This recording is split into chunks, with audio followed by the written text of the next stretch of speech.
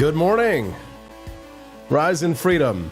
I'm Austin Peterson. You're watching and listening to the Wake Up America show on the For Liberty Network. Glad to have you here. Today is Tuesday, the 14th of January, 2025. Are you guys still signing 2024 on the checks that you write when you go to the grocery store? You guys still write checks when you go to the grocery store, right? Glad to have you here, guys. I still do write some checks every once in a while. Once in a while, I got to write a check. Are you completely checkbook free? Nice to see you guys here. It's time to rise and freedom. Yes. Floby Tenderson, sign of Jonah. He's having a little mini meltdown this morning. Well, that's good because Grizz Cheese is here, the king of all meltdowns. Delicious, tasty meltdowns. Sign of Jonah. Barney Styles. He knows what's up. AP spoiled, working from home. Hey, if the internet's fast, I'm here, baby. I don't have to drive anywhere, waste any gas money, risk my life on the road. I could have an accident. And here, I'm nice and cozy and warm. Got everything I need. It's just you and me and all of the people on the Wake Up America show. Let's talk news. Tulsi Gabbard versus the War Party. Donald Trump's confirmation hearings will begin in earnest. Will Tulsi Gabbard make the pick? Many senators on the Republican side think that she is insufficiently pro-war and pro-spying, apparently. And many libertarians think that Tulsi Gabbard has stabbed us all in the back with her betrayal on Section 702, which, of course, is the section of the government code, which denotes that the government can spy on us without a warrant. Tulsi, no!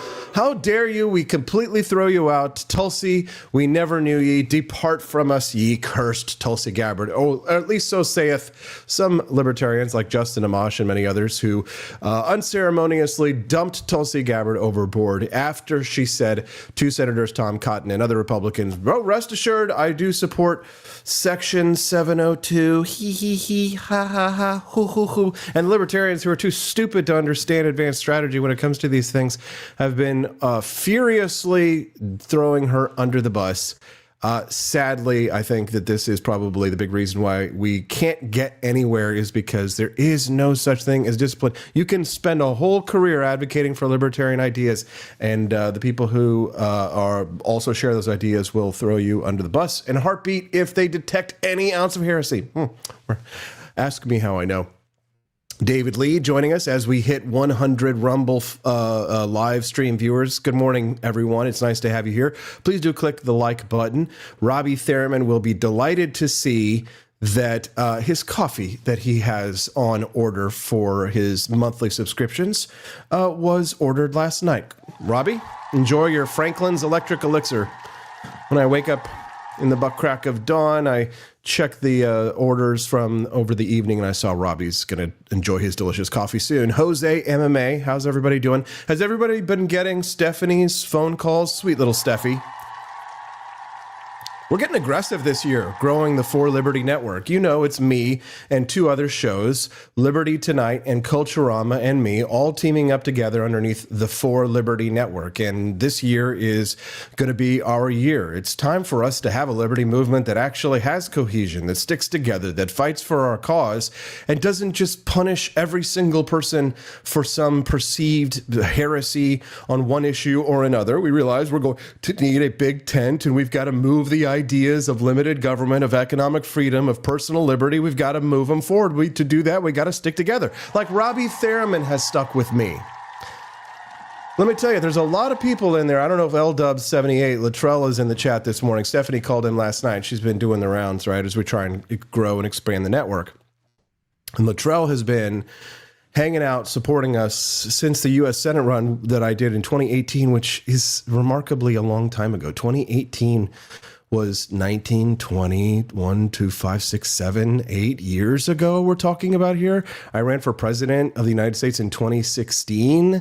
I mean, even there, it's like 10, 11, 12 years ago. We're talking about an entire generation that's gone by since then. And how many of you are still here with me today, still tuning in live? It's unbelievable. I'm so grateful to you guys. Oh, and guys, really exciting to see that we're starting to fill up on the DC Liberty Tour. Yes, we will get to the news here in just a moment. But I do want to let you guys know, if you plan on going with us to Washington, D.C., you need to book your tickets because there are a limited amount of seats for each of the events. So you need to book the tour. You know, if you think you're going to have two people, go ahead and book the tour, get the buy one, get one, because the buy one, get one deal is also a limited time. So if you guys want to go with us in the DC Liberty Tour, there are only 30 spots available. And once they're gone, they're gone. Because here's the thing. A lot of people are buying tickets and then they're buying like they're getting like the 50% off, the buy one, get one for their spouses or their partners or what have you, and then they're also bringing their kids. So it could be a pretty humongous tour. So I have to keep the numbers at a manageable level. So if you plan on going and you're definitely in with us May 1st through the 3rd, then get those tickets sooner rather than later, because I don't want to have to turn anybody down. I can only manage a small crowd with me and Stephanie, and we're going to have a baby with us as well. So, because I know people are going to have lots of kids and we run around screaming and stuff. So I got to get everybody from event to event. So please do book those tickets today. Today is the day, guys, because we're kind of surprised at the demand for it. So go to forlibertyshop.com if you're interested in joining us for the AP DC Liberty Tour May 1st through the 3rd. Okay, cool.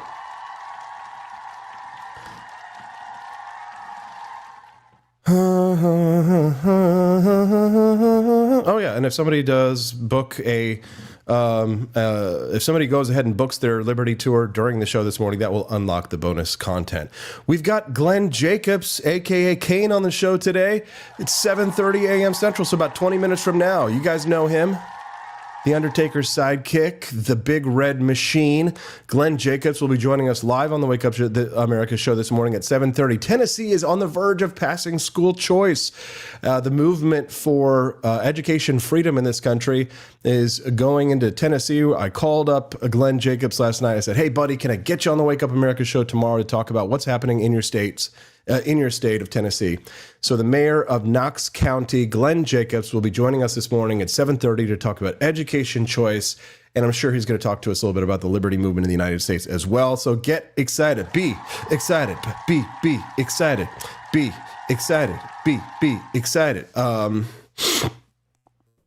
If Hazel calls me, I'll come, says Sign of Jonah. Do not come. Do not come.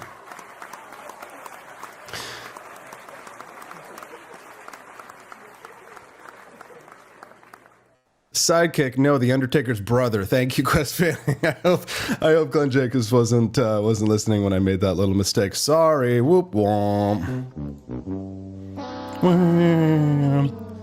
Hopefully he won't tombstone me. Yes, at least I do know that one. So we're going to speak to Glenn Jacobs today, and of course, since it is Tuesday, we're going to have Camelia Peterson at 8 a.m. Central Time to talk to her a little bit about Mark Zuckerberg's transition. We're still having this conversation about Mark Zuckerberg online and his 180 from his tyrannical authoritarian dictatorship of leftism over at Meta. And I just asked the question yesterday on X, and I wonder how you think about it. What would it take for Mark Zuckerberg to earn your trust? That's the question of today. What would it take for Mark Zuckerberg to earn your trust? I would love to hear your thoughts on that one. You can send me a text if you'd like for me to read it on air. I can't always see the chat. I know sometimes people get mad because they're like, Austin, I posted something in the chat. It flies by. I've got 175,000 buttons in front of me right now, and I can't always, run the carnival, the circus, the way that I would love to if I had perhaps a little bit more resources or maybe 2 or 3 more arms. So if you want to make sure that your voice is heard and you want to get something in front of my eyes, the best way to do that, again, send me a text, 573-319-1586. That's 573-319-1586. The thing, real quick, guys, because I see you guys see the T over there, the For Liberty. Some people have reported, like Sign of Jonah, that they were not able to purchase it. They were saying that they couldn't do shipping to their state. There was some glitch that we had going on with Shopify. And I don't know, we're still working on trying to figure it out on the back end. So apologize for that. Hopefully the coffee is still working. It should be, right? So if you guys were trying to buy For Liberty in recent weeks, then just an FYI, we are working on it. There was some kind of glitch that happened with it, so we weren't able to ship that out for whatever reason. So you guys, excuse me. So if you guys were trying to buy tea, my apologies. I know Sign of Jonah definitely wanted some, and I will hopefully that will get straightened out. So if you do want to buy some tea, give it a try this morning because it will actually be a good test study. And if you aren't able to, if it says cannot ship to your state or what have you, then obviously we're still having the problem. But it's being worked on, and hopefully it will be fixed soon. Yes. Through the magic of the internet. Please do click that like button if you haven't already. We'd be glad to have you join us every Monday through Friday from 7 to 9 a.m. Central Time. That's the Wake Up Show, America's Show schedule. So click the follow button so you'll get a mobile notification, and that way you'll just know exactly when to come in here and join us. Floby Tenderson answers the question about what Mark Zuckerberg could do to earn his trust, and he says he needs to straight up come out and call out the progressive left for being crazy. Admit that he is complicit in comprising election integrity. I tend to agree. Good comment there, Floby. Appreciate you.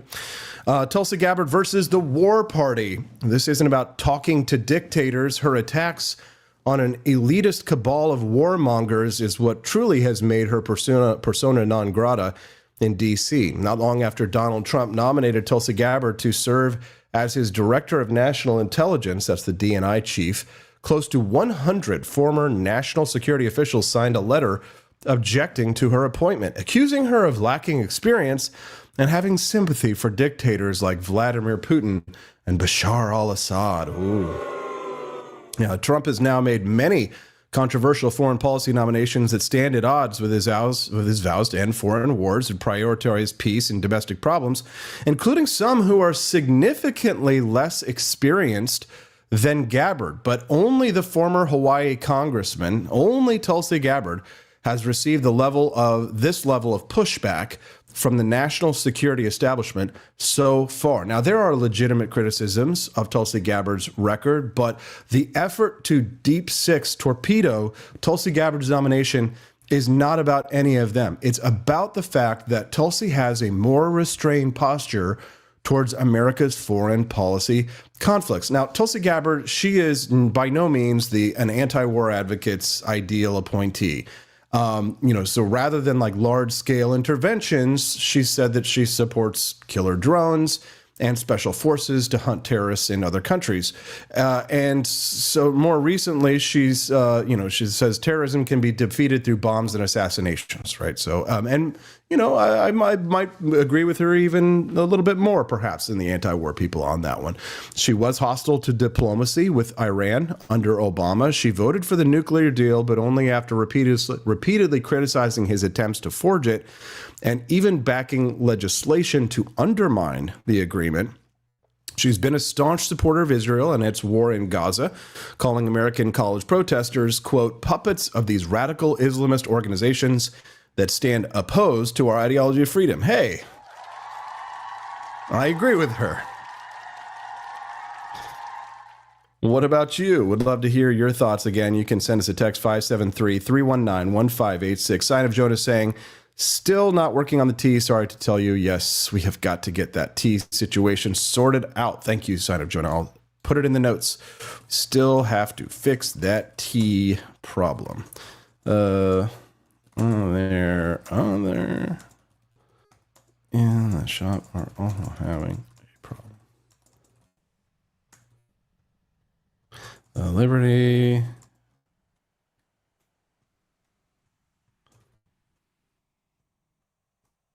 Reason. There we go. There you go. All right. So thanks, guys. Ticket submitted. We're doing a million things this morning. Richard Bell joining us live on the Wake Up America show. Good morning, Richard. It's so nice to see you. I'm so glad that you've stuck with me all these years, too. He's been a friend since the since the presidential campaign. So yeah, I mean, freaking Richard Bell and I have been friends for a decade. The last time I saw him in person, I was waving goodbye after an amazing lobster dinner on the coast of Maine. It was an unbelievable event, and I was just so displeased that I couldn't stay for much longer. We're going to have Mayor Glenn Jacobs here in about 10 minutes. So I want to complete this conversation about Tulsi Gabbard and remind you that we do have bonus content today. So please do start those Rumble rants. If we hit that $75 goal by the end of the show, then you'll be able to see today's bonus content. And I hope you guys will be able to do so. And we'd be grateful to have you enjoy our bonus content that we create special each day. Oh, looks like somebody decided to go and, well, you know what, guys? Looks like we've got bonus content unlocked because someone just went and bought their ticket. They went and bought their ticket for the APDC Liberty Tour this morning. Thank you, Sa. That unlocks the bonus content for you guys. And it makes the number of seats on the APDC Liberty Tour bus even smaller. So guys, if you are planning on going to the APDC Liberty Tour, book those tickets, because once we hit 30, I mean, that's already, and with their kids, that's a massive crowd of people for us to manage. So we will be cutting it off after we hit 30 and the seats are starting to fill. So go to go to forlibertyshop.com. And if you're saying to yourself, I'm definitely going, I just have to figure out some other things, just get your ticket. And if you're bringing someone else, another adult, you get the buy one, get one. So there's an incentive to just book it now, get it booked, get it, even go into debt, even if you have to. just kidding. Can you bless me with something? Oh, God. And here's the deal, guys. Hey guys, just remember, like our buddy who just booked it right now, he's a monthly subscriber to the Wake Up America show. You get 20% off. So if you're going to bring two people, you book it, you get your 20% discount, and then you get the buy one, get one 50% off, and then you get a 20% discount on top of that. So you save big bucks, even if you're only donating $5 a month. So use your coupon code for your monthly subscription to the For Liberty Network to save big bucks to join us on the APDC Liberty Tour, right? Yes. Let's not mess around here, guys. I don't want people to be sad because they can't go, and I want to try and meet everybody that I can, especially all you OGs who have been so supportive of us. So if you want to join us May 1st through the 3rd, then do that. Book those tickets right now. And thank you, sir, for just going and doing that ahead, okay? Still freezing our butt off here in rural Missouri. John Rail says he would be going if he wasn't going to be in Iceland. Yeah, I know, John Rail, you're going somewhere awesome. But hopefully we'll get to meet you at another date. Maybe when we're in Kansas City, we'll see. All right, so Glenn Jacobs joins us here in about 10 minutes. I'm going to go and get him now because you guys have unlocked the bonus content. And so I will play it for you now. We'll do a quick little commercial break. I'll get Glenn Jacobs in here. We're going to talk about school choice in Tennessee. Don't go away. Go to forlibertyshop.com. Book your tickets right now, guys. If you're planning on going, I don't want to turn people away, but I will if I have to. Once we hit 30, it's gone. All right? We'll be right back on the Wake Up America show on the For Liberty Network.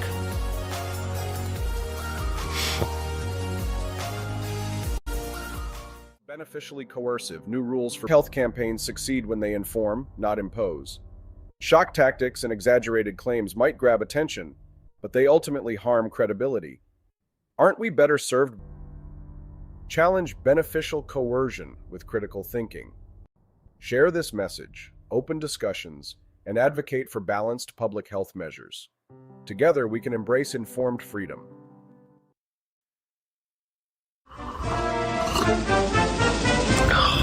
Tired of spending your hard-earned money on woke corporations that don't share your pro-freedom values? Fed up with sipping liberal lattes and progressive cappuccinos? Introducing Founding Flavors from AP for Liberty Shop. Get your day started with Washington's Revolutionary Roast. As robust and principled as the man himself, this blend is the shot of energy heard round the world. Or maybe you want to taste the fervor of freedom with Adams's Patriotic Perk. It's as dynamic and balanced as the U.S. Constitution, sure to awaken your spirit of liberty. For the aficionados, we've got the Jeffersonian Java, a complex mix of flavors that speaks volumes about your refined tastes. And don't forget Betsy's Liberty Lullaby, our decaf option, crafted with the same care and dedication Betsy Ross put into our Star-Spangled Banner. This blend lets you enjoy the taste of freedom anytime without losing sleep. No woke beans here, folks. Just pure, patriotic, pro-freedom flavors brewed with love for liberty. So why compromise your principles for a cup of coffee? Stand up for your values, perk up your patriotism, and start your day the American way. Get your founding flavors at apforlibertyshop.com.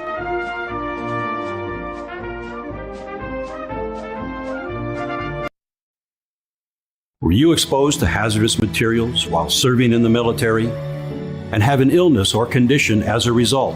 If so, you may be eligible for VA benefits and services. Whether you need health care or want to file a disability compensation claim related to military exposures, VA is here to help. Visit va.gov/military-exposures to learn more and apply today.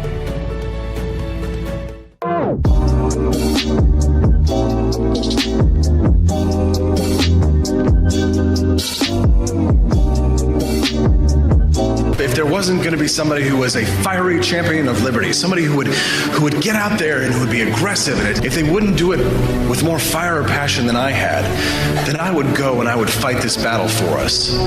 I've fought for the principles that we all share. Parties tend to be secondary to me. We're here because we believe in the principles of liberty. I am not a perfect messenger, but I think I'm a damn good one. This is a replica of our first president's flintlock pistol. You have my full support, my respect, and my gun.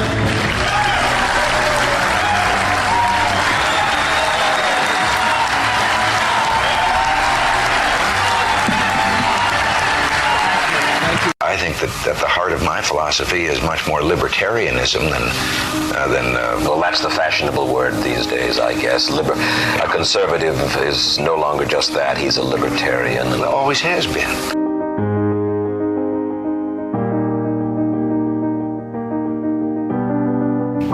Yet any time you and I question the schemes of the do-gooders, we're denounced as being against their humanitarian goals. They say we're always against things, we're never for anything.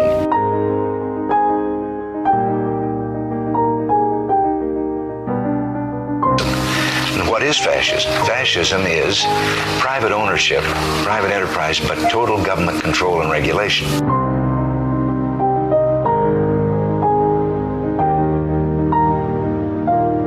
Well, the trouble with our liberal friends is not that they're ignorant.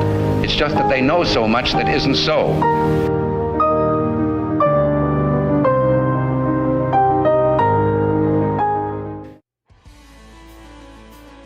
Good morning. Rise and freedom. I'm Austin Peterson. You're watching and listening to the Wake Up America show, and that's on the For Liberty Network. So it's not just me. It's 1, 2, 3 shows for liberty on the For Liberty Network. And if you haven't checked out Culturama or Liberty Tonight, I highly recommend you do so. I know we're on the morning shift, right? And Culturama and Liberty Tonight are on the night shift. But if on Tuesday or Thursdays in the evening at 7 p.m. Central Time, you shall deign to watch Culturama at rumble.com/Culturama, you're going to love Daniela Pensack. She's Marilyn Monroe with a master's degree. You can't miss it. Tuesday nights. And then on Thursdays after Culturama, watch the Boys of Liberty Tonight. You got Brian Piotr, and you have the king of all libertarians. Don't worry, he's a benevolent monarch.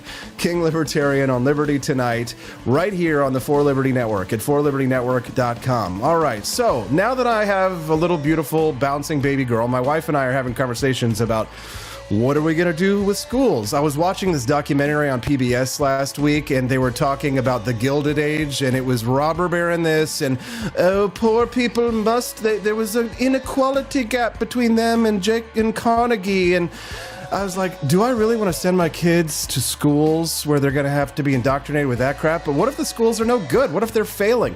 Maybe it's time for us to talk about education choice. Let's talk with that issue with a leader in the liberty movement. His name's Glenn Jacobs. You might know him as Kane, the Big Red Machine. He's now the mayor of Knox County, Tennessee. He's joining us live on the Wake Up America show. We're very thankful to have him here. Good morning, sir. Nice to see you, Glenn. Hey, good morning, Austin. Good to see you too. Thanks for having me on. Happy New Year. You too. Glenn, talk to us a little bit about the movement for education choice. Our governor yesterday, Mike Kehoe, was sworn in and said that it's time for it to happen in Missouri.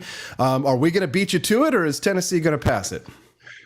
We're going to pass it this year. I'm very confident. The governor has proposed a bill for universal ESAs. A few years ago, when he first came into office, there was kind of a pilot that was specific only to Nashville and Memphis. Obviously, then there were court cases and all that.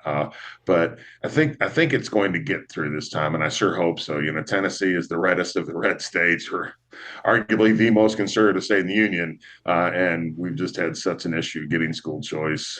It even goes back to previous Governor Haslam. It pushed for some things and what had just mixed success. Why do we need school choice, Glenn? Because there are even some Republicans who are against it. What is the best argument we could make for education freedom, as we call it? To me, it's a personal story. I have one brother and one sister. My sister's skill set absolutely aligned with traditional public schools. She graduated top of her class, and ended up going to Houston, the University of Houston, University of Clear Lake at Houston, University of Houston, Clear Lake, excuse me. And she worked at NASA. I mean, just brilliant. My brother liked auto mechanics, and he just wasn't into sitting at a desk all day reading a book. He wanted to work with his hands. Fortunately, this is up Pike County, Missouri, Bowling Green High School. We have I think it's a tri-county. We called it a VOTEC center back then. And he went there for half the day his first couple years of high school, and then he went to live with my grandmother and went to full-time to a VOTEC school to study auto mechanics. Ironically, we've taken shop. It's coming back. We've taken shop out of high school and middle school, something when I went to school we had. Every kid, every young person has different talents. They have different abilities. They learn differently. And to me, that's the most important thing. It's like, folks are more worried about preserving the institution of public schools, government-funded public schools, than they are the results and just the options. And to me, the most important thing as conservatives is we believe in competition, and that is true everywhere. Competition makes everyone and everything better. And all we're talking about is allowing competition in the system, giving parents more choice. Over the past few years, we've heard so much about parental choice, and look at what happened, say, at the school board meetings in Loudoun County, Virginia. This is the opportunity to give parents more choice and more control over their kids' education. You love to say that. You're definitely playing my song here, Glenn. But there's a lot of conversations now, especially within the liberty movement. Hell, I heard Javier Milei of Argentina talking about this concept of the cultural wars and how people like us, freedom lovers, should be engaging in them. And the way that I see this is that whether it's about auditing or abolishing the Federal Reserve, whether it's about, abolishing the income tax or, any of the proposals that someone like you or I might believe in, at the end of the day, politics is kind of downstream from culture. And in many ways, like, the culture is heavily impacted by our educational system or the IQ level of our population. And when you see, American students falling behind, and we're like 37th or 38th in the developed world with literacy, all of those issues, there's no way we can get the people behind our back on these very wonky, very difficult topics like, how to reduce our foreign policy interventionist, war. How do we cut down on the war party? It really comes back to our education system, does it not? 100% agree. It's interesting because, as you said, this shouldn't be an indictment or taken as an indictment against teachers, which it often is, and it's not. In fact, right. I think this would be a great thing for teachers because, again, they would then be able to take advantage of a more competition within the market as much as possible. But you're exactly right. It's ironic to me that sometimes I'll hear people say, where are my kids getting these crazy woke ideas? We don't do this at home. And I'm like, where do they spend most of the rest of their time? Obviously, that's going to differ from school district to school district. We have a great school district here in Knox County. Our superintendent takes care of business. But even he helped start the first charter school in Knox County. So people like him get it. But nevertheless, it's just about offering more competition, which means if your school is teaching these crazy woke ideas that you object to, you don't have to pay your tax money to them anymore. You can remove your child and take them to another school, and then they get the tax dollars. I agree, Glenn. The money should follow the student, right? Not the school district. And the fact that you have a good school district there is kind of the point, because I mean, Tennessee, it may be one of the reddest states in the nation, like you said, but it's definitely one of the poorer states. And a lot of the problems are because not every county in Tennessee has a good school system like those in Knox County. That's right. So it would give them more That's opportunity. Right. Glenn, one of the big, I'm going to move on to a separate topic, if you don't mind. One of the big conversations that people like you and I have been having in the sort of the broader sense of American politics is the Donald Trump factor. And it's, for some people, jumping on board the Donald Trump train, they were looking for a guy to kind of like take them, to fight the woke and to win, and whereas you and I were kind of more focused on a little bit more of an insular and our isolated world, our liberty movement, to advance the careers of people like Thomas Massey, still there fighting to this day, to advance the careers of people like Rand Paul, still fighting to this day. And I was, of course, supporting Ron Paul 2008, 2012 as well, for years and years. But Donald Trump, for me, I ran for president in 2016 in part to oppose what he was campaigning on. Then when I saw how he governed as president, I was like, oh, well, this is not as objectionable to me as, for example, maybe George W. Bush. So how did you sort of square, because, I still get called a traitor every day. How did you sort of square your libertarian principles that I know you and I share? How did you square that with supporting Donald Trump? I'd be curious. Yeah, I think when you look at Trump's first administration, things went off the rails with COVID, but that's arguably would have been true of anybody. And I think in that case, Trump was, and he would tell you that he was basically that was because he was new to politics and he was listening to people that he wouldn't listen to now. So if you remove that, Trump was pretty libertarian. Yeah, much more so than any president I can remember in recent history. And so much of this just comes down to tribalism. And he's not a Libertarian Party president. I don't care. I don't care. You know what I care about? I care about advancing liberty. Yes. And we do not live in this perfect libertarian world that so many people think, we just flip the switch. And I can tell you that. Just dealing with local government. We can just flip a switch and all of a sudden everything, we're in this Rothbardian paradise. Right. That ain't going to happen. What we have to do is we have to look at allies that we can move forward with. And also one thing that, about Trump, we can talk about his policies all day long. The guy is a billionaire. Okay. He should be hanging out on a yacht. He should be hanging out in Mar-a-Lago. In his first term, he was impeached twice. He was indicted. He was convicted. He was shot. And he's still there. I don't think he is just doing this for himself or for his own ego. I think he's doing it because he believes in something. I'd so much rather have that than someone who, wants to spout off quotes from Hayek, but never actually does anything. Yes. And the other thing is, like, you look at the first term and a guy like Rand Paul, and of course, everybody's jumping on Rand. Well, he's cozying up. He's playing golf with Trump. We didn't get any wars. And I think a large part of that is because Rand had Trump's ear on some things and saying, hey, man, America first. We don't need to be doing this. Right. So, so many times it's like, it's the old adage, man, you attract more flies with honey than you do vinegar. And we have to figure out a way to work with people. And if you can stand on the outside and criticize and scream and yell all you want. And at one point that was me. Seriously, and then I realized this is not accomplishing anything, and I look at a guy like Murray Rothbard, a thought leader within the liberty movement. He worked with communists which is the antithesis of what we are, because they were anti-war. So anytime someone comes along and Trump's actually a pretty good ally. If you were to just look up and down the line, even from like a purely just libertarian perspective, and he probably checks 85% of the boxes, which again is far superior to the vast majority of politicians and elected officials out there. He's an ally, and that's why I chose to support him, because I think he will move things in the right direction. And certainly Kamala Harris would have taken us off the last cliff into total socialism and eventually communism, actually. Yeah. Okay. One last kind of series of questions here. I want to talk to you a little bit about what's happening with free speech online, and specifically Mark Zuckerberg's come to Jesus moment in the in the last several weeks.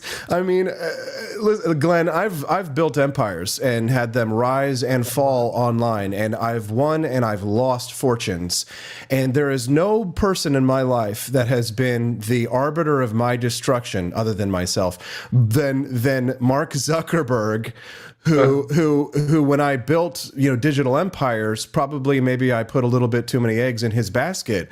But I mean, like, he's done serious damage to people that believe what we believe, Glenn. And it's kind of like, I understand he pays a lot of money to conservatives and he's paying for the inauguration and all that kind of stuff. But frankly, I kind of still don't trust the guy. He's saying the right things to me, and I like that maybe he's going through his martial arts journey and that's what's helping him get the other side. It certainly helped me, right? But I mean, like, how do you feel about the Zuck?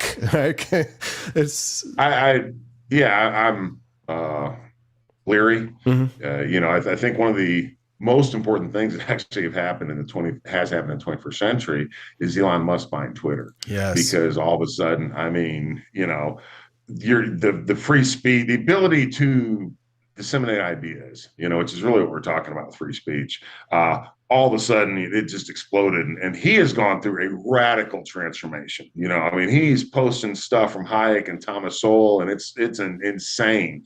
But if he hadn't bought Twitter, where would we be right now? So I think what part of it might be Zuckerberg is feeling market forces at work and realizing you can't keep on doing this because you're going to lose, if you look at social media, they're going to end up losing market share. Frankly, even though they're different, kind of different platforms, they're still competing for that. So I think that this might be an example, even if I want to say I don't trust it. I'm just skeptical, I guess, of this transformation. But I do trust that the market's going to push it forward. And I think that we need to do as much as we can to make that happen. So, Glenn, I know you're a busy man. We've only got you for maybe a couple more minutes. So, I mean, last question here on the cultural question of the day that's really happening right now on the right is, what does it take to be a man? You see people gravitating towards Andrew Tate, and then you see people who hate him. They accuse him of all these terrible things. I don't sit around watching videos of shirtless dudes, unless it's your highlights from the wrestling days. But of course. And you're not the only one, by the way. Thank you. Yeah. But Glenn, tell me, what does it mean to be a man in 2025 with diversity, equity, inclusion standards, with the government and the corporations that have been conspiring against us, with radical feminism, with all of the hatred that is what you and I are, the white male. I mean, do you see a light at the end of the tunnel, number one? But then number two, like, what does it mean to be a man in 2025? Same as it always was, or? Yeah, I mean, scientifically, there's these things called chromosomes, and it blows me away that people that wanted us to follow the science and lectured us somehow can't acknowledge the basis of biology, of human biology. It's unbelievable. But and then culturally, I think what's happening actually is the pendulum swinging back, and I think that's again the Trump effect. He's an alpha male. That's part of the reason that he's so despised by the left, is because he is a man. Whether you like him or not, he's a man. He's a man's man. But for us, I think it's just setting an example of what strong men are. And this whole thing really, when we talk about cultural Marxism, and the left will say, "Oh, that's a conspiracy theory." No, it's not. Actually, it's a historical fact. You can look it up. The idea was essentially to destroy Western civilization through critical theory. That's what this is, in my opinion. It's certain folks that are wanting to destroy the family, to destroy all the other civic institutions. You and I have talked about that, how there needs to be a marriage between conservatives and libertarians, because if you're going to downsize government, you have to strengthen your other social institutions like the family, like the church, just all of those things. Obviously, then, if you want government control, you try to hurt and harm those things. And I think that's what we're seeing. But I do think the pendulum is swinging back the other way. You can just tell it. And again, it's thanks to some courageous folks, or maybe slightly crazy people who just are going to get out there and say what they think needs to be said and disseminate their opinions. And the great thing then is a lot of other folks look at it and go, yeah, I was afraid to say something before, but he's right. Now I'm going to say something. Yeah, good. Love to see it. All right. Well, it's speaking of, people being confused about pronouns. I love that picture that you sent me of that pillow that you got from my shop that says my pronouns are we the people. So thanks so much for that, Glenn. I was really shocked and surprised to see that you had bought something from forlibertyshop.com. I appreciate the support, and we'll continue to support me, and my audience will continue to support you as well. Is there anything else you want to share with our audience or plug before we let you go?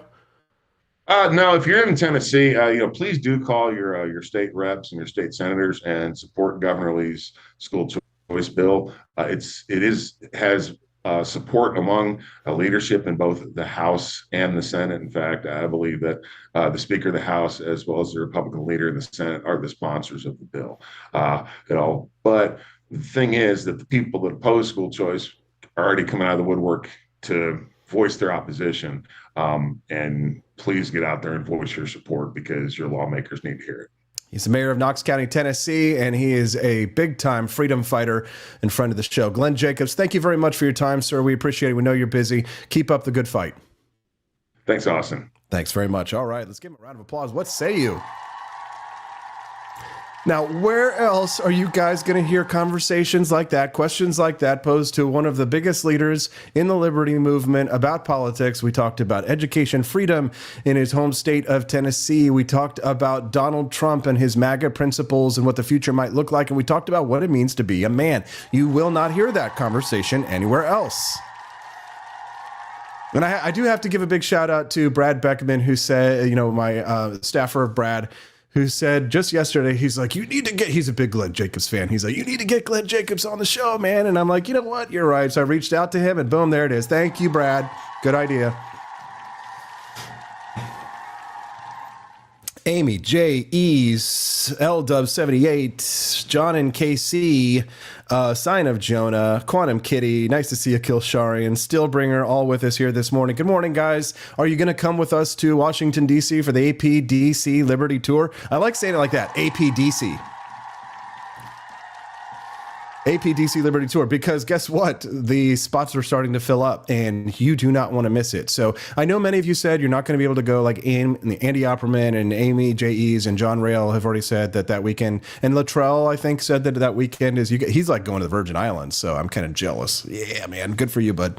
But for those of you who do want to join us May 2nd, 1st, 2nd, and 3rd in Washington, D.C., you better snatch your tickets up quick, especially because 1, there's only going to be 30 that will be sold. And 2, the buy one, get one sale, if you're bringing someone else, is only for a limited time. So here's the deal. Stack up your savings. If you are a monthly subscriber to the Wake Up America show, so say, for instance, you have like Quest Fanning has the little castle pick after him. That makes him a monthly subscriber over on Rumble. You know what that means? That means that Quest gets 20% off. So if he does a buy one, get one, and then he does 20% off that on the top, he's saving some buku bucks. So all that being said, you should probably 1, become a monthly subscriber, and then 2, you should book your tickets today and use your 20% discount. If you don't have your discount code for the forlibertyshop.com website, you need to hit us up and send us a text. Say, hey, AP, I want to book the trip, but I need my 20% discount code. Send me a text at 573-319-1586. That's 573-319-1586. Send me that text message. We will get you guys your 20% coupon code and book the stinking trip today, because again, I don't want to have to turn anybody away. And you don't want to get into a situation where it's like, oh, I'm just going to book my trip first and then I'm going to get the ticket later. And then you get into this scenario where, oh, I didn't get a ticket because they were all sold out. Well, they're selling, guys, and you might want to get yourself booked. They're selling this morning like crazy. So please go and get your tickets for the APDC Liberty Tour, guys. I don't want anybody to be left out. And we're going to have a small army on our hands, it's looking like. So Stephanie and I are already setting everything together. So check out the itinerary. Go to forlibertyshop.com. That's the number 4libertyshop.com. Are you guys cool? Is it kosher?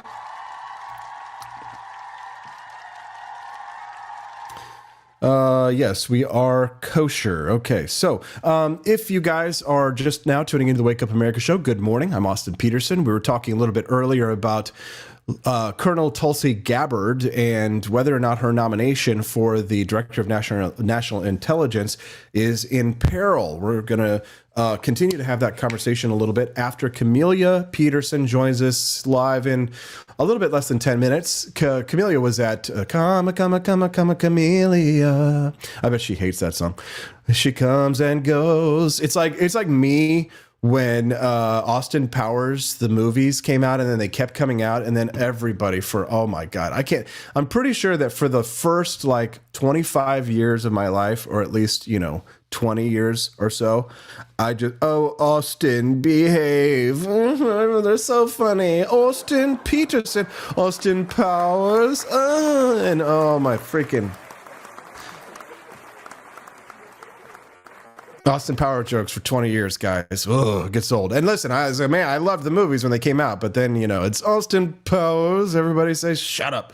But I'm sure, come a chameleon. I'm sure she doesn't matter if somebody sings a song as long as it's in key, and in fact, sung by me. At 8 o'clock, we will hear from Camelia about the inauguration she was at yesterday for Governor Mike Kehoe, talking about school choice. She's pretty optimistic about school choice here in the state of Missouri. I kind of am too. I want to beat Tennessee to the punch. So let's do it, Missouri. Let's pass education freedom. Let's vote for school choice. What do you say? So we talked with Mayor Glenn Jacobs of Knox County, Tennessee, about education freedom. We talked to him about school choice. We've talked about Tulsi Gabbard. We're going to talk about school choice just for a minute with Camelia, but I'm really curious to hear Camelia's take on the Mark Zuckerberg thing. Do you guys buy his transformation? And the question of the day is just this, is what would it take for for you to trust Mark Zuckerberg? I want to get your thoughts on this, guys. So what would it take? What would it take for you to trust Mark Zuckerberg? I want to hear your thoughts. I want to hear them. I want to read them in the comments while I go to the break to go get Camelia. Don't go away. Go to forlibertyshop.com. Book your tickets to the tour. I'm serious. Then they're gone. They're gone. I don't want that to happen to you. Go to forlibertyshop.com. Book them right now. We'll be right back.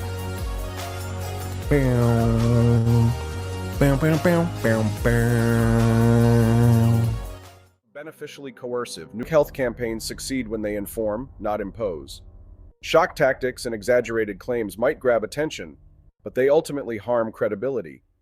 Aren't we better served to advocate for balanced public health measures? Together, we can embrace informed freedom.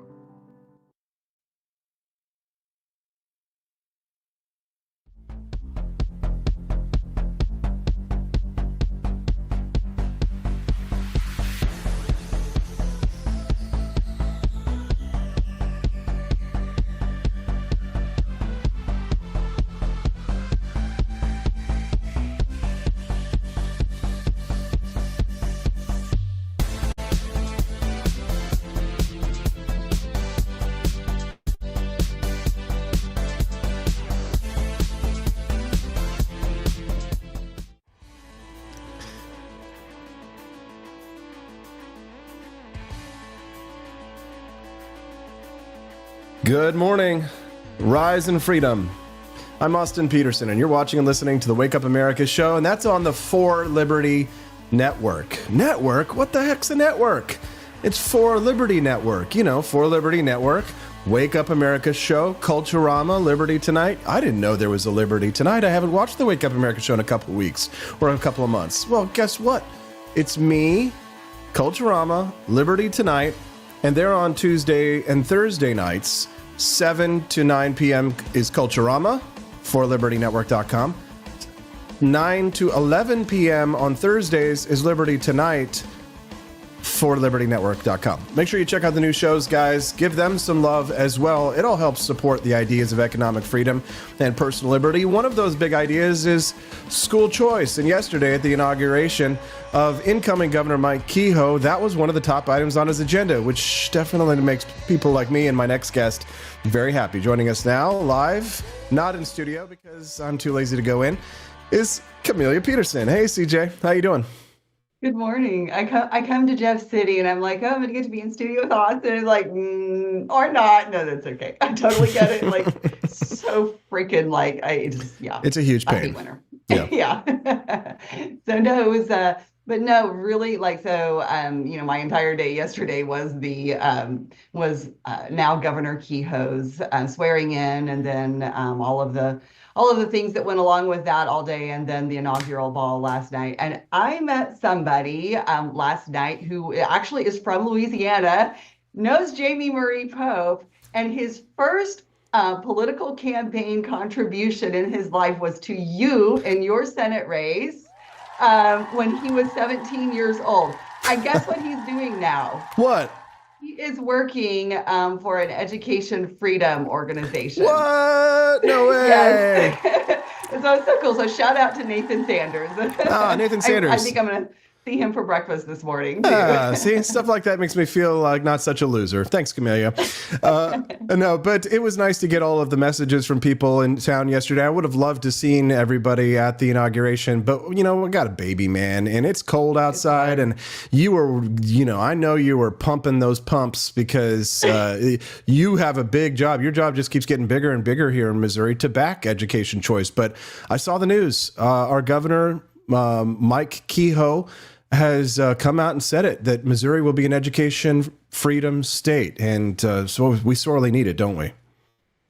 For sure. And I think, that's like everybody's been kind of waiting to see, okay, what's that going to look like in Missouri? Because Missouri is such a red state, but we can't seem to get open enrollment done, which is kind of crazy. But like, the thing is like, nobody, like, I don't know that anybody really wants like half measures, like open enrollment and charter schools and whatever. Like, we want the money to follow the child at this point. Parents need to be able to choose whatever they want to choose, and we need to make it easier to do that. I think so many things that we have seen in the news when you talk about what's going on in schools over the last few years has just accelerated that. And it's a really important issue to Governor Kehoe because, he benefited from some of those things as he was growing up, and he has a great story for that. And so that means a lot to him. So yeah, it is definitely in his top three. Yeah, I'm glad to hear that because there was a lot of skepticism with Governor Mike Kehoe, including with us because of his support for the hated gas tax here in the state of Missouri. But it seems, that all hope is not lost and that on many of the freedom issues that we have been championing, and you especially,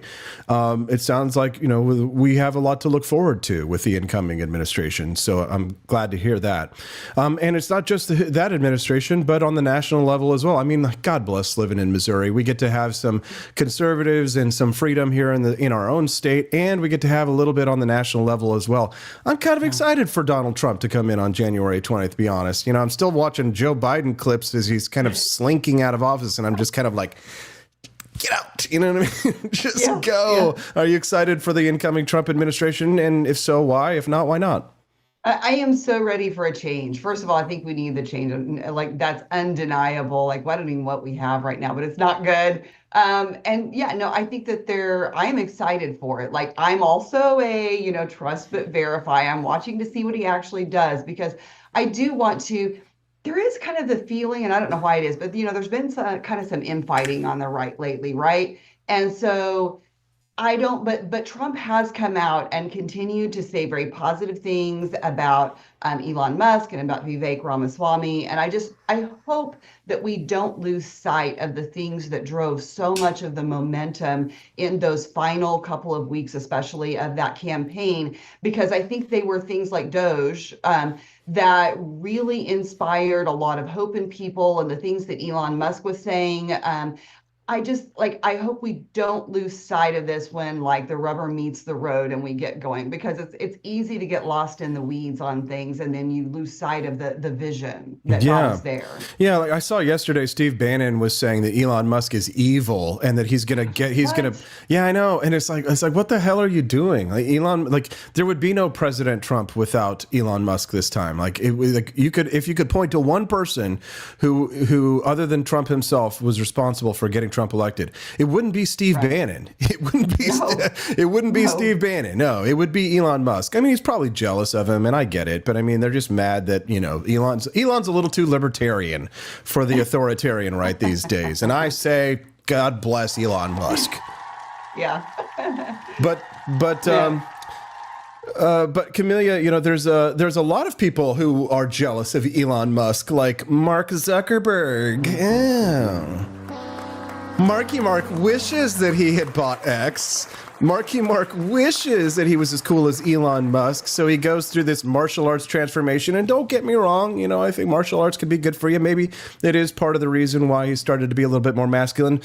But at this point, I don't trust that little weasel until they unsuppress me over on Instagram. How about you, Camelia?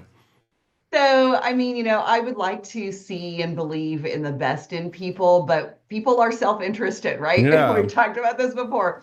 So, you know, when you talk about, I was reading the Wall Street Journal article that talks about Zuckerberg's kind of continued move to sort of, and the kind of the underlying implication of the article was that he's basically kissing up to the Trump administration. Mm-hmm. And that's his motivation.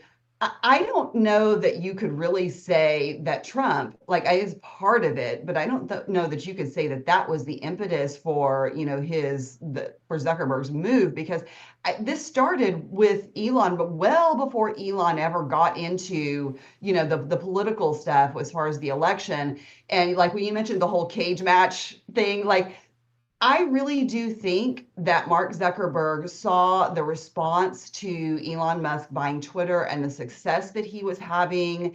And I think it was a wake-up call that, look, you know, I've now got some very real competition and I'm going to have to actually do what people are asking for, not what, you know, my liberal left, you know, donors and, you know, handlers are wanting me to do. I love this. I mean, it's so funny because, you know, in some ways, like the liberty movement is kind of so full of darkness and despair. And then there's this, it's like this whole other side. It's almost like Plato's allegory of the cave, where there's people like you and me, and I just spoke to Glenn Jacobs and others who like are really optimistic about the near-term future, medium-term future, you know, maybe cynical about the long-term future. Who knows, depending on what happens even after Trump, because Lord knows when he's gone, that will leave a huge void in the Republican Party that will need to be filled by some force, some power. But when we talk about Mark Zuckerberg and his transition, if you will, to use a phrase, you know, I think about all of these conversations that we have been having about masculinity and the crisis of masculinity. And even though Andrew Tate is kind of a very online phenomenon, right, it does sort of bleed its way out into the real world. I see people, you know, teachers who are making posts complaining that their students are really into Andrew Tate. And some chick got really mad at me yesterday, not because I probably call girls chicks, but I mean also because, you know, I said things like, you know, Andrew Tate is kind of the chemotherapy to the toxic, you know, he's the pendulum swinging in the other direction. Which is not an endorsement of him necessarily, but it's to say that this toxic leftist feminism that has pervaded society, which has elevated women at the expense of men, I think you would agree, has Andrew Tate as an antidote to it, but that it's still a sign of an unhealthy society. So I mean, so I guess, you know, I tried to ask Glenn, what does it mean to be a real man? He was kind of taken aback by that question, and of course, you're a woman, so it would be hard for you to answer. But in the context of 2025, you know, is being a real man the same as it always ever was? Or is there something different now about masculinity that needs to change to react to the fact that women have been entirely liberated from their traditional roles and men have not? Is there a men's liberation movement that needs to happen? These are big questions, but you know, if you wouldn't mind, take the ball and run with it. like the question of whether or not the definition or what masculinity is these days, I say no, because I think that's part of the problem, is that we will never come back to find this balance in the gender wars, right? If men just react, and like you're right, Andrew Tate is a reaction, and he's an extreme reaction, but he's an unhealthy reaction, because it just is, you know, he's like, look at his life now. He does not have his life together, right? He like, there's no way. He's got money. Okay, is like, if you think that like having a Bugatti and money and those are the things that matter, you know, not a right. Yeah. If you think that's all there is to life and masculinity, okay, that's fine. But that's not, you know, there are so many problems. We elevate people like that because it's, you know, flashy, it's outrageous, it's Hollywood, right? You know, it's, you know, attention seeking. And it's not that there are not good things that he has said, because he has, you know, said some things that are valid and true. And I basically, in response to something about Tate yesterday, I was like, you know, he has daddy issues, right? He's not, you know, if you have to tell everybody you're an alpha male, you're probably not an alpha male. And I think that's what I see in Tate. There's and, an insecurity there, right? So absolutely, yeah, 100%. a chest and the beating. thing is like anybody who's listened to him talk about his dad can see like right away he has huge daddy issues, and that really contributes to a lot of what we see in how he treats women and how he views himself. And the thing is like, somebody quote tweeted me on that and said, you know, you're wrong. Like, he was actually very respectful about it. And he talked about how that he had come across Andrew Tate, and he had such a feminist influence in his life that he was one of those young men that we talk about all the time that just like don't know where to go and they don't have good examples. And he said that like Tate basically, listening to him, kind of helped him like shift gears and get his life in order. And like, that's fine. I view Tate as kind of an intro. And I said, like, Andrew Tate is like red pill junk food, right? I mean, like you get like he's got some of the good stuff, but there's a lot of junk and bad stuff in there. And there are a lot of other much better examples of, you know, the masculinity movement content and ideas that we've talked about before. And they actually, like, if you look at their lives, those are the people that have their lives together. Like, they actually have a woman or they've been married for some time, you know, like they're successful and they have their lives together and they're not in legal trouble all the time. So yeah. I just, you know. Yeah, you know, it's a difficult game that we modern men play because it's a tightrope, and to some extent, right, men have always kind of had to pass through the eye of a needle in order to sort of like the tests of manhood have changed over the years, but there have always been tests. And, you know, the tests are always changing. And so the qualifications of what makes a man will therefore change as well. And so men are always going to tend to gravitate towards trying to, you know, be providers and to take actions that would make their families proud if they had decent parents. I don't know about Andrew Tate's daddy issues. I couldn't speak to that specifically, but I can say that for myself, that one of the main drivers in my life, and to my credit and to my detriment sometimes, has been my desire to please my father. And you know, it's funny because, you know, men are not devoid of emotions, but part of the part of the test of manhood, of course, is our ability to mask our emotions or to suppress our emotions. And so, you know, I realize that like part of the behaviors, part of the reasons for my desire to succeed or achieve is simply to take the carcasses of my enemies or defeat enemies and bring them to my father and hopefully, you know, win his approval and make him proud of me. So a lot of this really does, I think, go back to fatherhood. I think that you've really hit the nail on the head there. Is like, and when I campaigned for the U.S. Senate in 2018, one of the centerpieces of my campaign was more good fathers, because I feel as if like without the parental influence of a father, who, I mean, you could say I probably don't fit certain traditional aspects of masculinity, but you know, I'm a different type of a man. So my son will be a different type of a man, but the hallmarks of masculinity would still be there, right?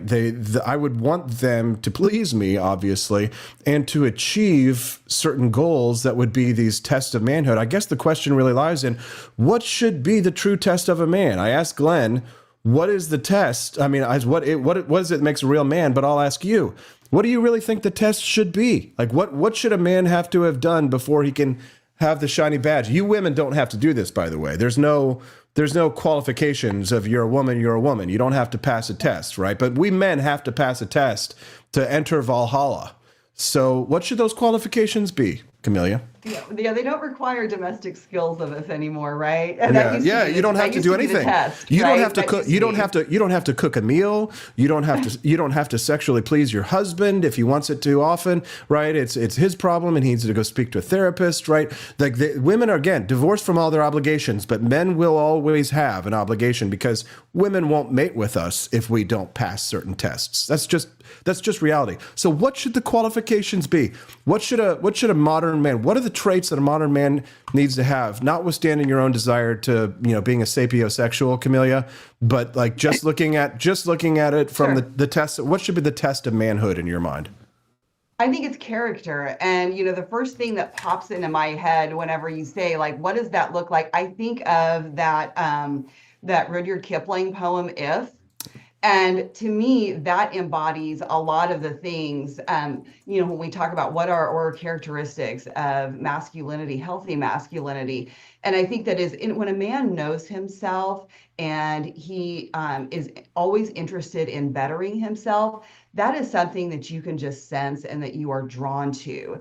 And when you are able to cultivate that self-confidence, and it's not like self-confidence as in arrogance and that you're always right or anything, but it's in, being comfortable in your own skin. And I think that, there are things that Kipling talks about in this is that if you can keep your head up, like if you can keep your cool when everybody around you is losing, their shit, if you can, if they're blaming it on you and you can hold up to all this, like these are the things that make you a good man. And if you can have patience, if you can, if you can be persistent in your goals, like if you can listen to truth and not be easily offended, right? And be willing, like we've talked about this before, like sign of intelligence, right, is to be able to hold two ideas at the same time, even if they seem conflicting. But I think there's that intellectual component there as well, that you can take ideas and consider them seriously, because that's important for the furthering of society and in that protector role. Like you have to be able to analyze those things and do it in a very rational manner. And if you can lose and you can come back from that, like if you can fail and you can keep trying and you can come back, like those are all things we could probably go through like the whole thing, but I think that that's a really good summary of what makes a good man.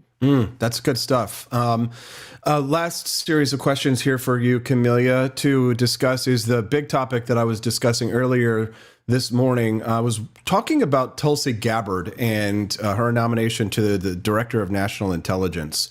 And she received a lot of pushback, not from the public yet, but from the War Party in Washington, D.C., because she tends to be a bit more dovish than the typical neoconservative hawks in the foreign policy establishment of Washington, D.C. She's pro-Israel, she's anti-terrorist, she's not for isolationism or withdrawing from every single conflict around the world, but she's less interventionist than the foreign policy establishment in Washington, D.C. And so in order for her to achieve confirmation as the queen of all spies, the Director of National Intelligence, the CIA reports to the Director of National Intelligence. In order for her to be the queen of all spies, these Republican senators demanded that in order for her to pass confirmation that she rescind her prior support for Section 702, which is specifically that wiretapping part of the U.S. Code that would allow the U.S. government to spy on American citizens without the proper due process of a warrant. When that happened, when she rescinded her prior, dismissal of the 702 or opposition to 702, the libertarian establishment started attacking her. The War Party was shooting her in the front. The libertarians were stabbing her in the back, specifically Justin Amash, who came out and said that this means that she is now disqualified to be the queen of all liars because of her rescission of her rescinding of rejection of 702. It's a little bit of a complicated issue, but I'd really be interested to hear your take on it because, quite frankly, I was a little chuffed at Justin Amash for so willingly throwing her under the bus so quickly when I have my beef with Tulsi Gabbard about issues, but I think she's clearly, coming to our side on many important issues. What's your take? So I can understand being upset about that because it feels like there are people already, I think, at least maybe fewer libertarians maybe welcome Tulsi a little more than conservatives, right? So I think that conservatives are skeptical, but also, this is a big deal. This is like that particular issue is a huge deal for libertarians. Sure. And so more so than conservatives even. But I think so there was always a little bit of skepticism for her coming in. And I think that probably feels like a betrayal of their support for her. So I empathize with that. I understand it. But at the same time, like it's this thing of what is like the biggest thing is we've got to get her confirmed. Yeah. Like there's absolutely no doubt that she needs to be in that position. But how do you get there? And can you get there without saying those things? And then my other thought on that is like, does she really have any control over whether or not, maybe she could have some control about how much is actually implemented, but she doesn't make the law. Well, yeah, exactly. That's so. Thank you, Camellia, because that was really going to be my part. My next point is that when it comes to Tulsi Gabbard, she is an appointee. Okay, she is not there to necessarily spread her own opinions about things, right? The Director of National Intelligence serves at the behest of the President of the United States and the U.S. senators who are there to confirm her. We don't vote for Tulsi Gabbard. We do vote for the senators who are attacking her because of her insufficiently pro-war, pro-spy on American citizens positions. So in some ways, whether libertarians like it or not, the problem is not Tulsi Gabbard. The problem is the senators that people are sending to Washington, D.C. We have to win elections.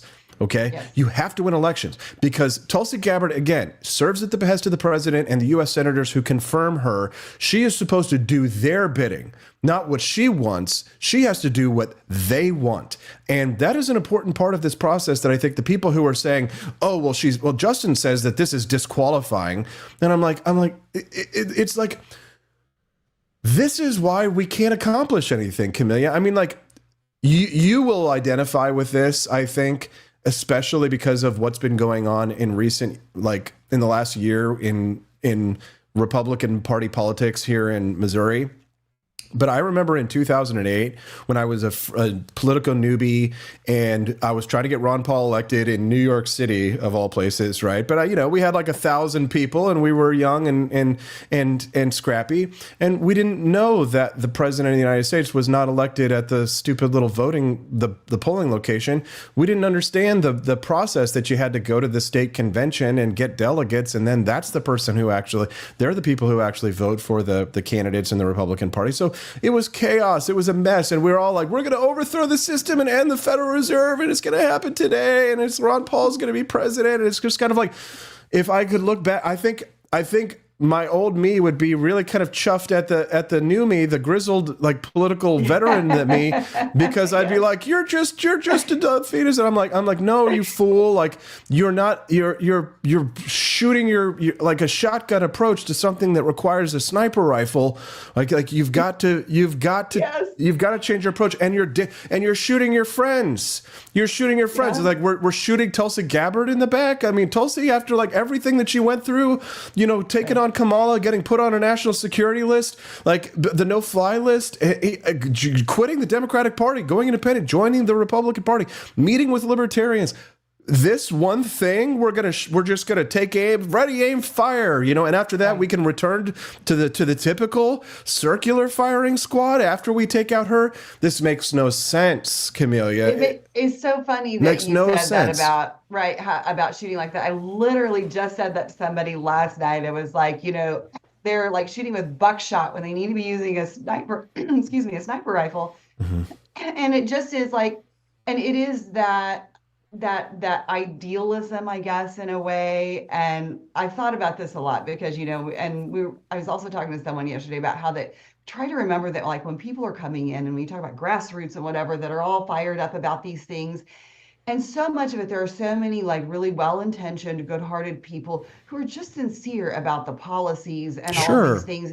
And they don't have the perspective of really knowing how the sausage is made. Mm-hmm. And that is like, and it's so hard not to get jaded when you do, the further and further you do get into things. Because your allies, right. are the first ones the ones who should be your allies are the first ones to throw you to the wolves as soon as they have any hint of heresy. And it's kind of like, it almost is like a misunderstanding of like what Tulsi Gabbard's job is, not just from the simple fact that she's an appointee and she's not, elected to that position, but like, what if she's lying about supporting Section 702? And people are like, well, we shouldn't have to lie. And I'm like, do you know? No lie.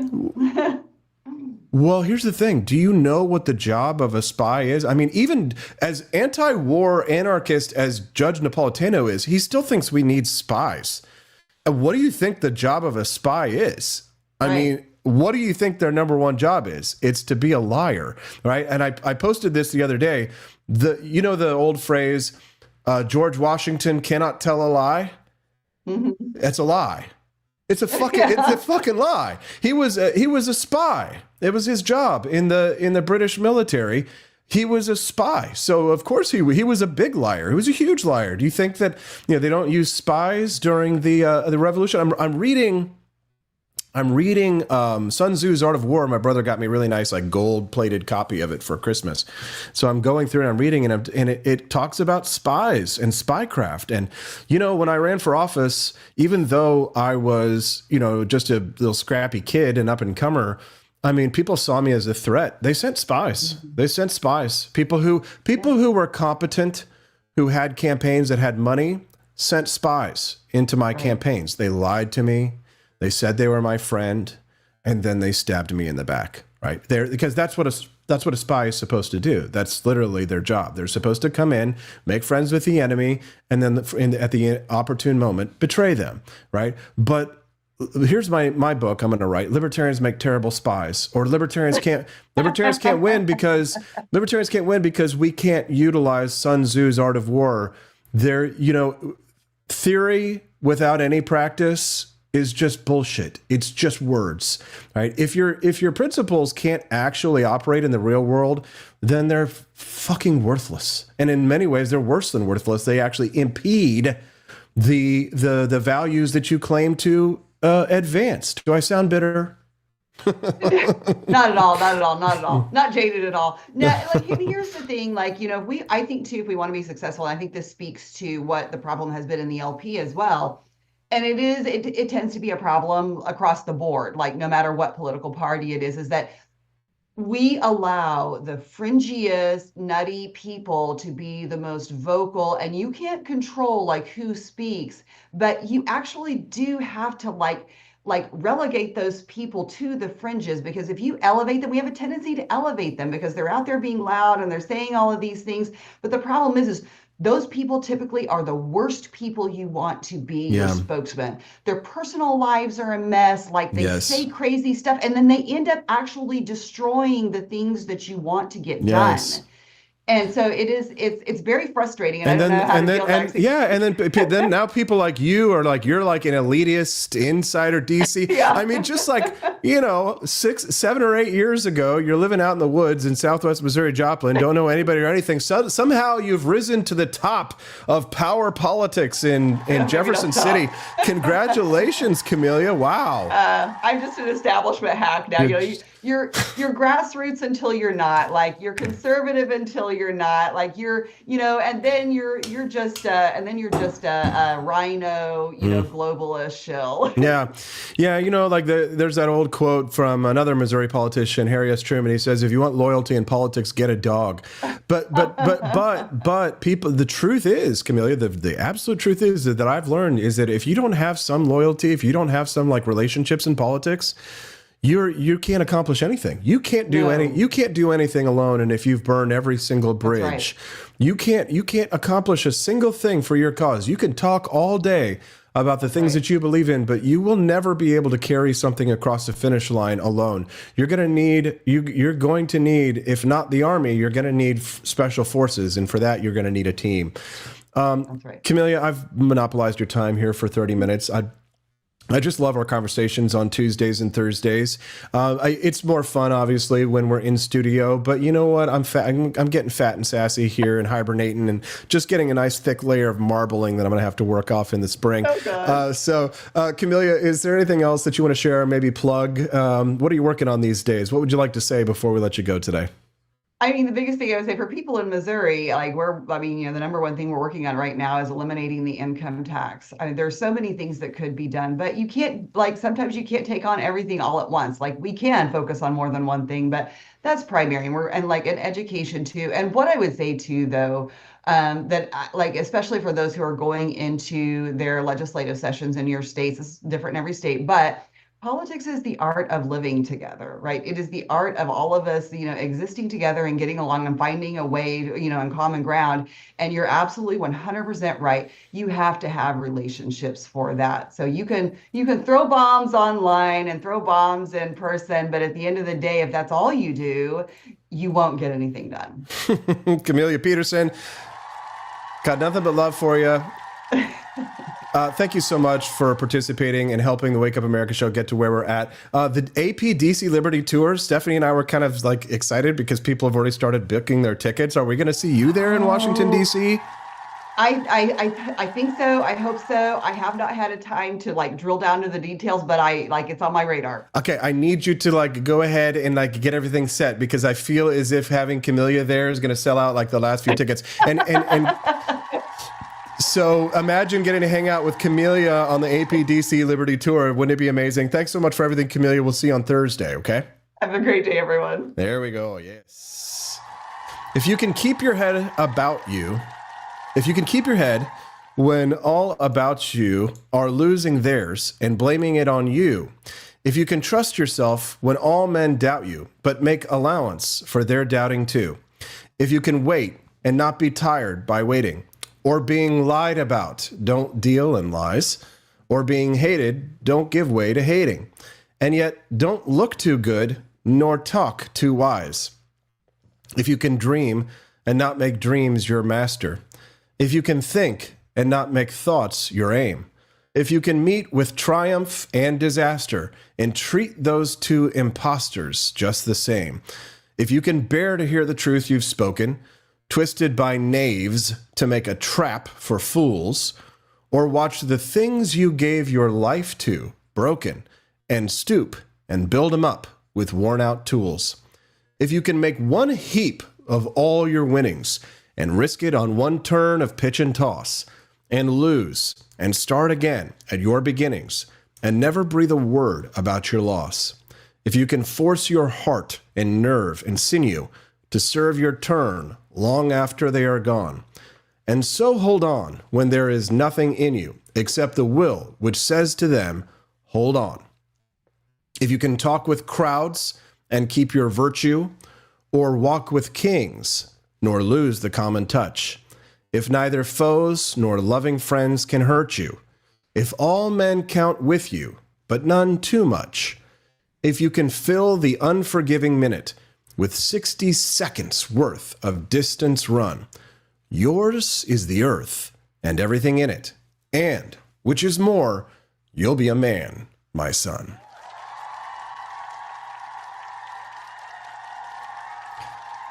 All right, I'm going to take a quick little break, guys, to catch my breath, get a sip of water, and go pee for liberty. Do you guys want to hang out with me and Camellia and Stephanie and Hazel and everybody else who's already booked their AP DC Liberty Tour? No, you better go to forlibertyshop.com and book your ticket today, Junior.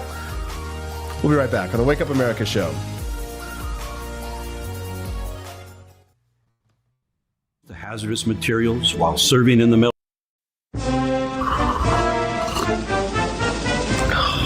Tired of spending your hard-earned money on woke corporations that don't share your pro-freedom values? Fed up with sipping liberal lattes and progressive cappuccinos? Introducing Founding Flavors from AP for Liberty Shop. Get your day started with Washington's Revolutionary Roast. As robust and principled as the man himself, this blend is the shot of energy heard round the world.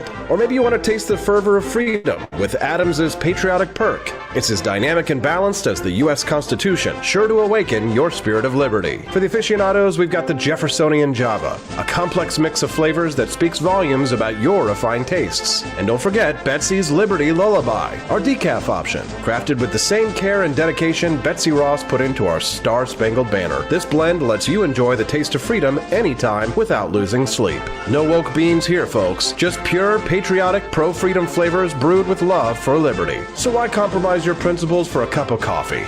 Stand up for your values, perk up your patriotism, and start your day the American way. Get your Founding Flavors at apforlibertyshop.com.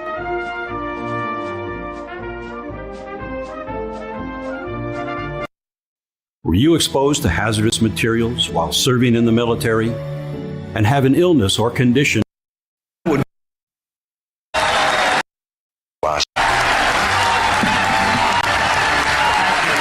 I think that the heart of my philosophy is much more libertarianism than well, that's the fashionable word these days, I guess. A conservative is no longer just that. He's a libertarian and always has been.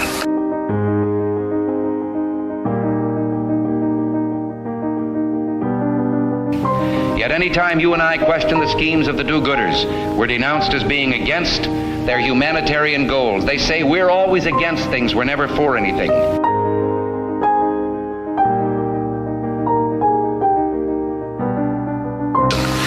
What is fascism? Fascism is private ownership, private enterprise, but total government control and regulation.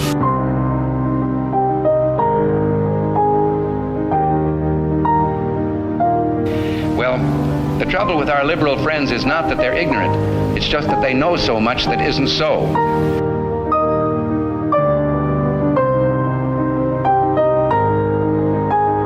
If we lose freedom here, there's no place to escape to. This is the last stand on earth.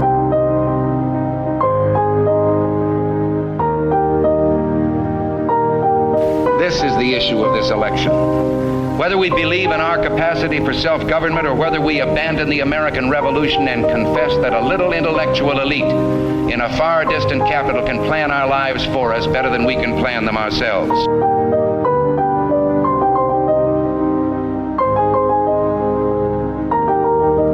The conservative, so-called, is the one that says less government, get off my back, get out of my pocket, and let me have more control of my own destiny.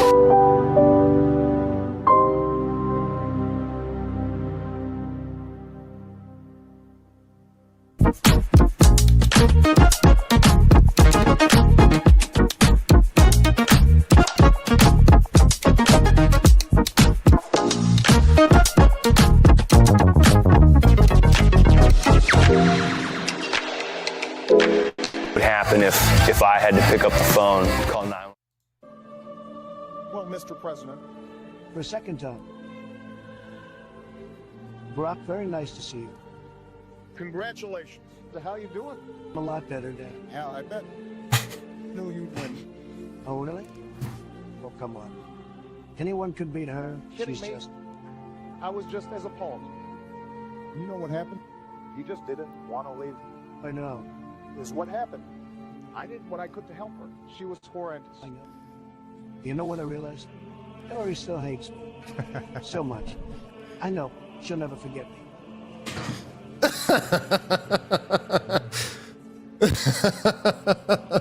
We should meet to discuss I think so too. We can definitely set something up.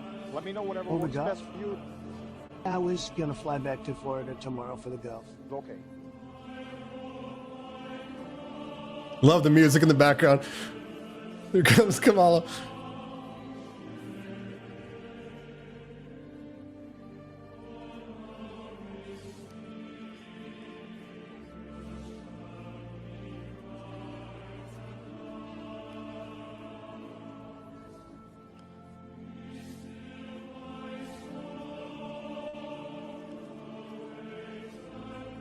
Did you see that? She won't even look at me. Really? I was told some of her people. Apparently they said she fell off the wagon. I think she actually may have. Sure. And also, she's not really built for this. At Mount Pressure, if you're not built for it, we'll do it.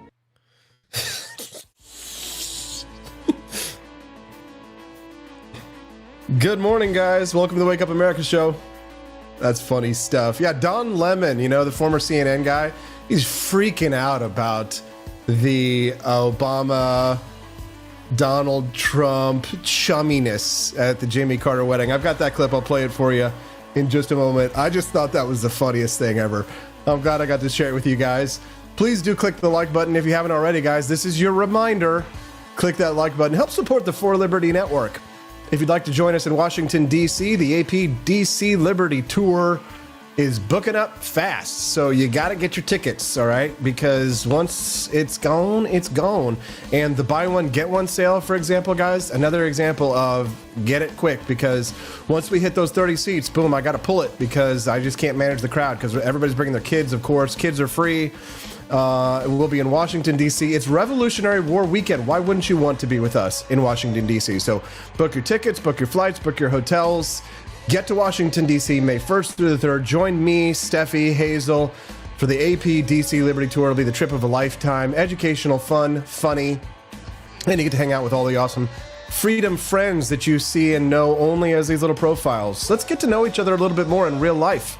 Let's work together to build the liberty movement. It's not going to happen just online. It's not going to happen just with the podcasts. Sorry to say, Austin. We've got to get out in the streets and we've got to shake hands. We've got to get to know each other. We've got to exchange contact information. We've got to work together across the country and our states for the ideas of liberty for ourselves and for our posterity. Can I get an amen?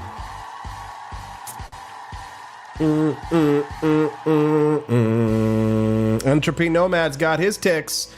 You see, there you go. I told you they're booking up, guys. You want to get it before they're gone, and make sure that you, if you're interested, to book the extra little fun items.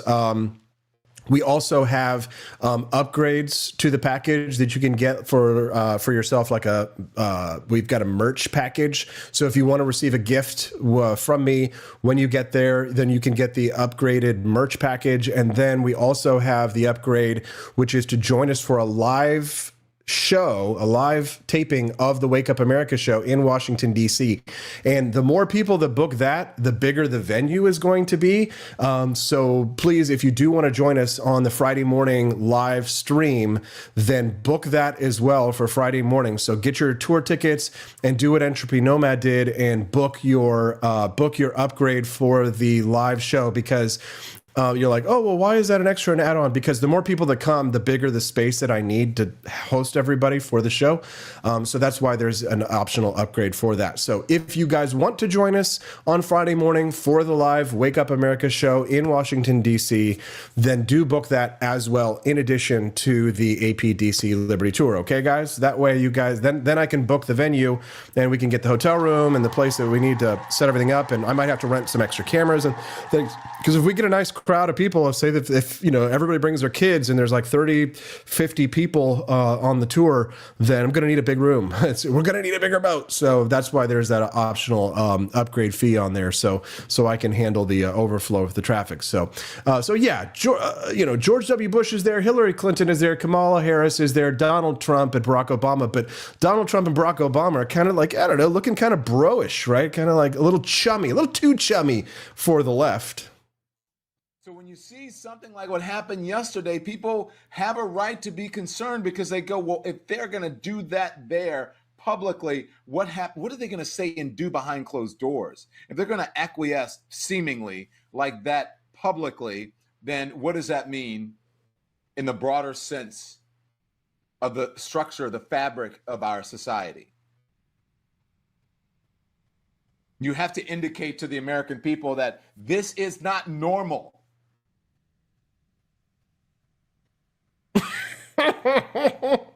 That's kikiing and skinning and grinning with someone who has those that you have called a fascist over the last couple of years and the last months.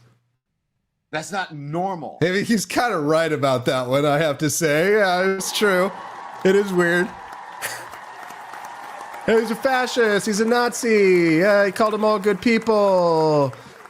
But now he's my buddy, and we're all laughing together. We are laughing. Charlemagne the God has been having these kinds of conversations as well, specifically when he was talking about the trial of Donald Trump, and now he's a felon. What a waste of time.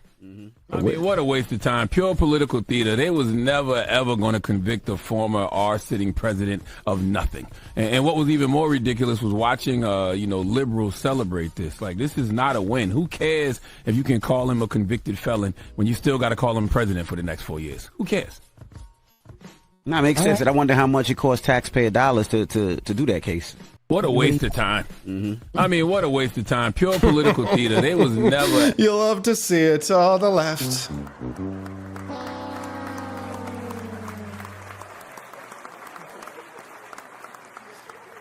Michael Cohen begging for a Biden pardon in the final days before Trump takes over. Regarding the pardon, yeah, I put in the application for a presidential pardon because I believe that Joe Biden has the same responsibility to me that he had to his own son. And I would expect that the same exact pardon that he gave his son has to go to me and to anybody else that's on that enemies list. Look at this woman up here and how she's looking at it right now. Look at this, guys. The way Michael Cohen, man, he's terrified. Donald Trump's coming to town. Donald Trump is coming to town. Michael Cohen's looking for a pardon, fishing for a pardon in the final days. Oh, I should get one like his son. Whether they want it or not. Because I assure you, solitary confinement where I did 51 days sucks. Michael Cohen, I believe wholeheartedly that the solitary confinement was just a terrible experience for you. And I think your point about the enemies, the proverbial enemies list, right, is a good one. I wonder, have you heard anything back from the administration? It is my understanding that two things. The administration, one, is not going to give a pardon to anybody that doesn't want one. So folks who have prominently gone out and said, I do not want a pardon, the president is not going to issue a pardon to people that don't want one. But two, they'll change their mind when they're sitting behind closed doors. That I can assure you, they're going to kick themselves in the backside for that one. I think hindsight will always be 20/20. I guess my question is, have you heard from the Biden administration? And I am struck by your comparing yourself and Hunter Biden. And I wonder if, well, I'm going to just tell you, Michael, because we're on national TV, we have a conversation. I don't necessarily think that's your best way to go get a pardon. I mean, Hunter Biden is the president's last surviving son. But your other point, why I do think is a strong one. I'm somebody's son also, by the way. Agreed. You are somebody's son. But, I mean, to be very clear, you're not the president's son. Yo!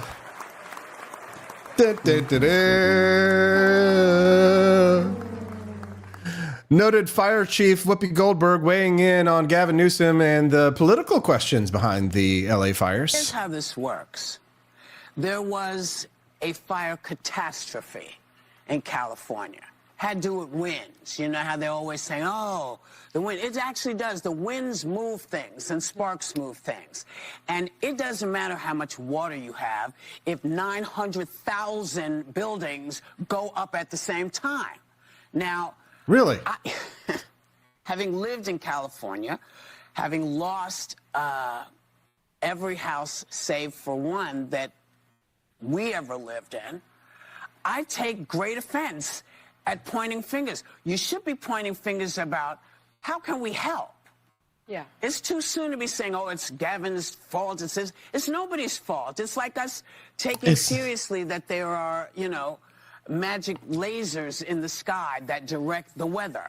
That doesn't work. It doesn't happen. It's a catastrophe. And when they're not blaming climate change, they're fire experts. When they're not climate scientists, they're fire experts. Do you think that maybe if you had a working fire and water deployment system, that if you had working water development in California, that maybe, just maybe, you might be able to fight the fires? Did you guys fill up those aquifers? Did you guys fill up those tanks while you were out of drought for those couple of years? California certainly was going through a drought, but then the drought ended and they had 2 years of torrential rains and snows melting, coming down, water everywhere, water everywhere, but not a drop to use to fight fires. No, it strikes me as quite ridiculous. Will we see results from the Trump administration on day one? That are going to next Monday afternoon. Immigration is the big one, and that's where I wanted to go to next. How fast do you think Americans are going to see results? We're going to start seeing deportations. How fast will we feel what you're about to do? Immediately. It's going to be immediate.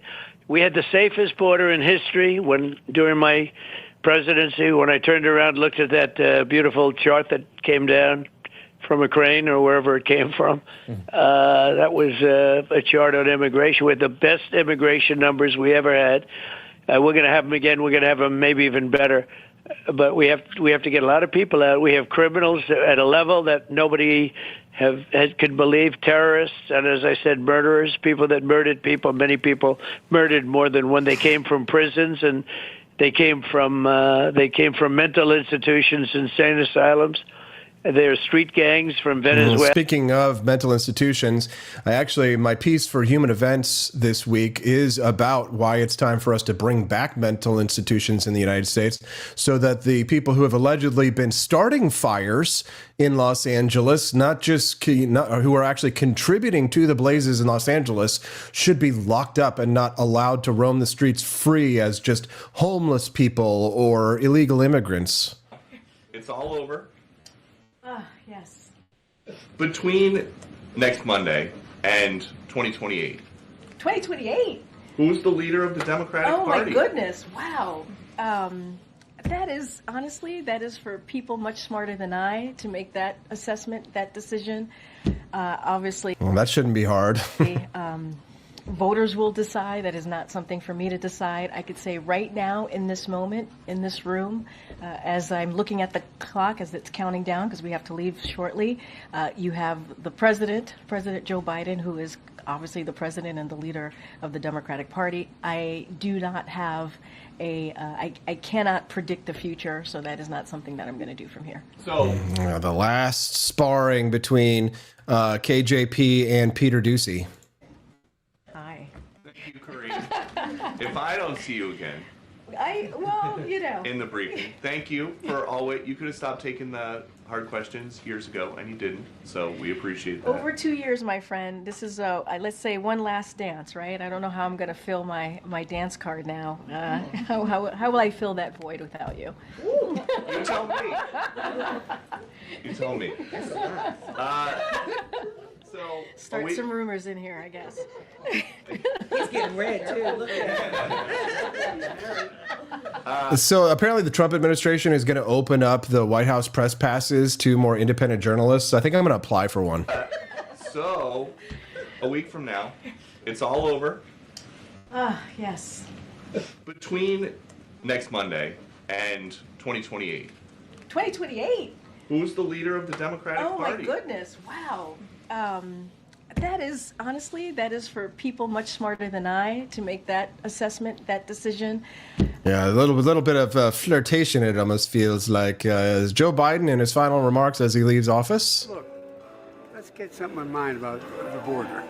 When I became president, the numbers came way down, number one. Number two, we had a circumstance where I pushed very hard for a bipartisan agreement to put more people on the border, more Secret Service agents. And guess what? He's on the phone saying, don't do it. Don't do it. Secret Service, more Secret Service on the border? You put more Secret Service on the border? I'm not quite sure about that one. President Biden on his way out. I think that's going to do... but at least he is offering a one-time payment for the fire victims. I want to be clear. We're not waiting until those fires are over to start helping the victims. We're getting them help right now, as you all know. People impacted by these fires are going to receive one-time payment of $770. One-time payment. Wow, $770. I mean, some of those people are actually... They live in $1 million homes.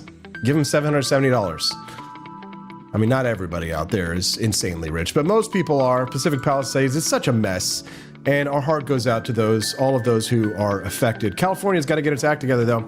Guys, you got to book your ticks, okay? If you want to join us in Washington, D.C. for the AP DC Liberty Tour, all of the details are in the website description. If I could just show it to you here real quick.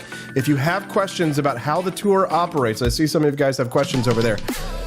Here's how you find the answers to your questions. You go here to AP's DC Liberty Tour, and you see over here, see this one right here, the base package right here, this one that shows me in the Jefferson Memorial. You've got questions. What's the itinerary? Where will we be going? Right? What will we be doing when we get there? If you have questions, guys, right here, down here. How do we get to the events? What will be going on, right? What's included? What's not included? It's all here. Right here, guys. Right there.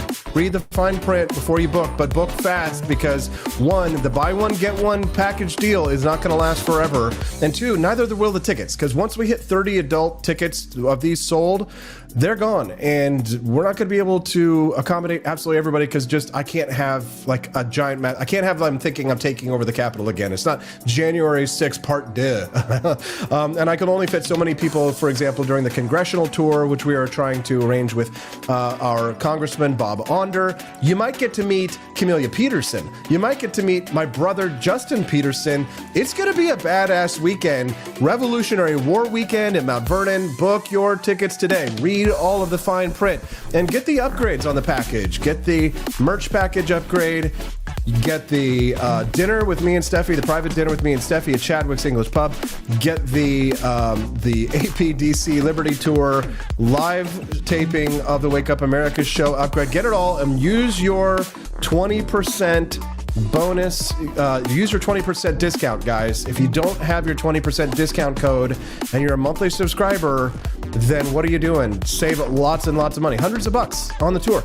Use that code. If you don't have your code, send us a text, 573-319-1586. Again, the discount code, 573-319-1586. All the details are involved. And if you have more questions, just contact us. It's easy. Slide into my DMs, Steffi's DMs on X.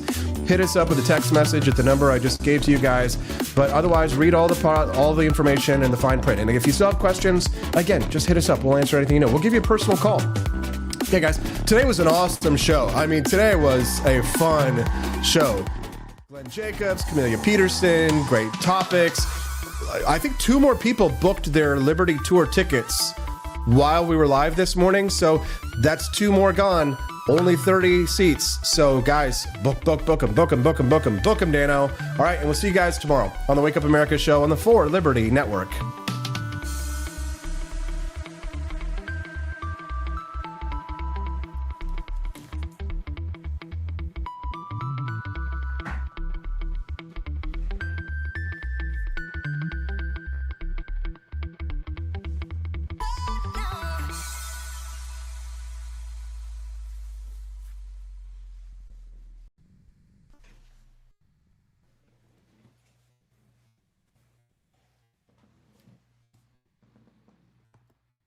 Beneficially coercive campaigns succeed when they inform, not impose. Shock tactics and exaggerated claims might grab attention, but they ultimately harm credibility. Aren't we better served by Challenge beneficial coercion with critical thinking. Share this message, open discussions, and advocate for balanced public health measures. Together, we can embrace informed freedom.